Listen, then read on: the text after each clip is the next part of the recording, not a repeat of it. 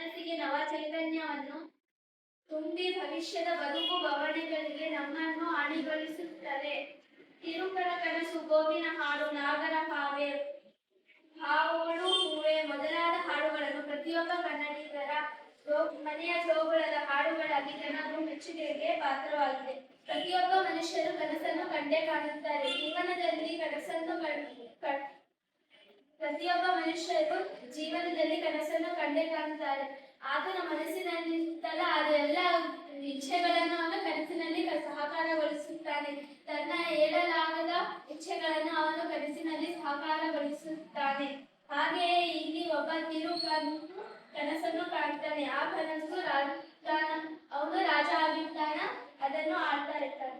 ಹೀಗೆ ತಿರುಕನೊಬ್ಬ ಕನಸಿನಲ್ಲಿ ರಾಜ್ಯವನ್ನಾಡುವ ರಾಜ್ಯ ವೈಭವಗಳನ್ನು ಮೈಮರೆತಿರುವಾಗ ಶತ್ರು ಸೈನ್ಯ ಮುತ್ತಿರತ್ತಾಗಿ ವಾಸ್ತವತೆಗೆ ಮರಳುವ ಸನ್ನಿವೇಶಗಳು ಈ ಕವನದಲ್ಲಿ ಓದುಗರ ಮನಸ್ಸಿನಲ್ಲಿ ಸದಾ ನಿಲ್ಲುವಂತಾಗಿದೆ.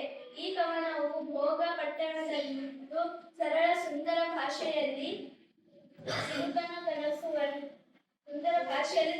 ಕನಸು ವರ್ಣಿಸುವ ರೀತಿ, ಕನಸು ಬಿಚ್ಚಿಕೊಳ್ಳುವ ಗರಿ ಅಮೋಘವಾಗಿದ್ದು ಉತ್ತಮ ಸಂದೇಶವನ್ನು ನೀಡುವ ಕಥನ ಕವನ ಇದಾಗಿದೆ. ಇಲ್ಲಿ ಒಬ್ಬ ತಿರುಕ ಕನಸನ್ನು ಕಂಡಿದ್ದ. ಆ ಕನಸಲ್ಲಿ ಅವನು ರಾಜ ಆಗಿರ್ತಾನೆ. ರಾಜ ಆಗಿ ಸಾಕಷ್ಟು ಸುಖ ಸಂತೋಷದಲ್ಲಿ ಅವನಿರ್ತಾನೆ. ಅವಾಗೆ ಅವನ ಮೇಲೆ ಶತ್ರುಗಳು ದಾಳಿ ಮಾಡ್ತಾರೆ.